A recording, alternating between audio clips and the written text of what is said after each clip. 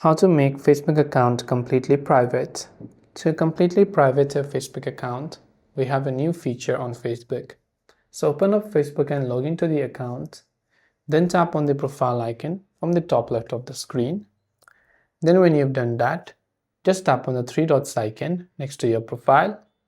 Then there you'll find the option called Lock Profile right here. So tap on this Lock Profile button. You can see when you lock your profile, your account will be completely private. So you can read all this and tap on lock your profile to continue.